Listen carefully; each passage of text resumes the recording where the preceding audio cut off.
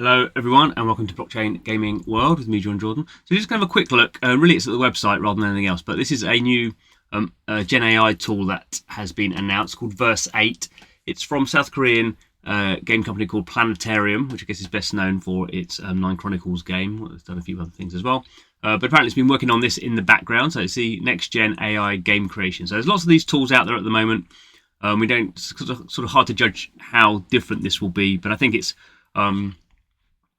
at least promising a little bit more. So create amazing games in minutes. Well, yeah, we'll see. I mean, that's we'll see how good the sort of prompts are, I suppose. But the whole point is, in verse 8, you can turn a simple idea into fully playable, high fidelity multiplayer game, which is interesting. So it's multiplayer, no coding required, premium game creation. Okay, maybe not. Follow it on Twitter or join the Discord.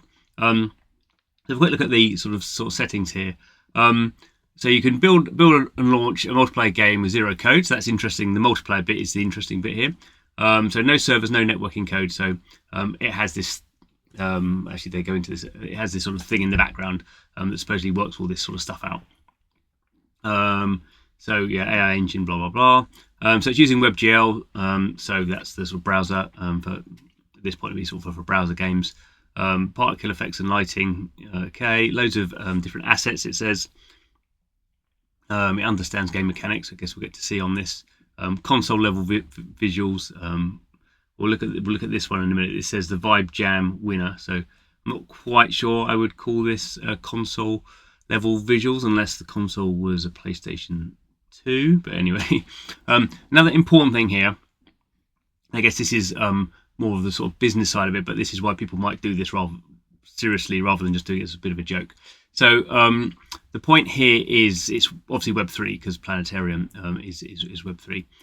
So you can sell in-game items, skins, and special content. You get real-time analytics, and yeah, it's what we share online. So we can see here this is a made-up thing, obviously, but saying total revenue here, how many players you've got, conversion rate, item sales.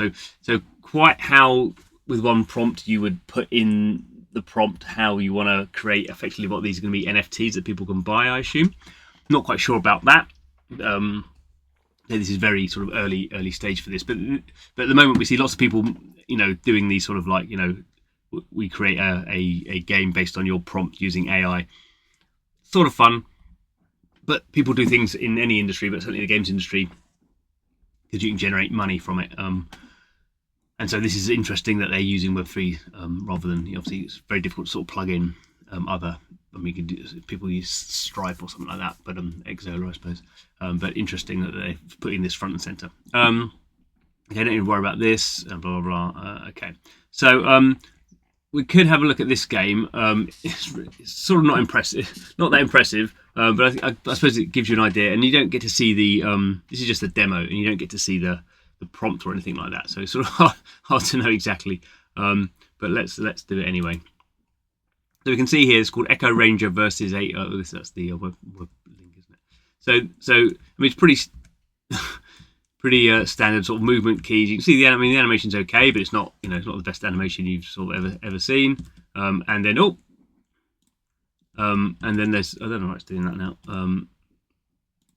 You hit the space button and it's doing something weird. Hit the space button to fire. So obviously you have camera control as well.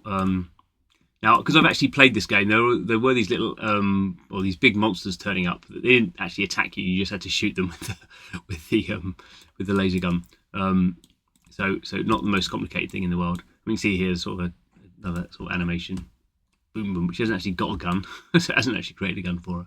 But you can see here there's some butterflies flying around. Presumably that's in the prompt, and we can see there's a sort of skybox. And sort of the sort of environment is pretty basic, so certainly not console level graphics. But if you're making this from a prompt, then that's a bit more interesting because a lot of the games I've seen doing stuff from prompts are just doing sort of 2D stuff. So at least this is, to some level, sort of 3D, maybe 2.5D. I don't know. I'm not sure there's any nothing to collide with, so no sort of collision control or anything like that. And there's no sort of jumping around or rolling or anything like that. So very, very basic. Game, but boom, boom, boom. Gives you the sort of idea. Obviously, this is a starting point, and you can imagine some other sort of developments pretty easily coming in here. So interesting sort of announcement. And obviously they wouldn't be announcing this if they didn't actually think the tech was good. These are people who've been making games for like 25 years, so they should hopefully know what they're doing. We will wait and see. Anyway, thanks for watching. See you again soon.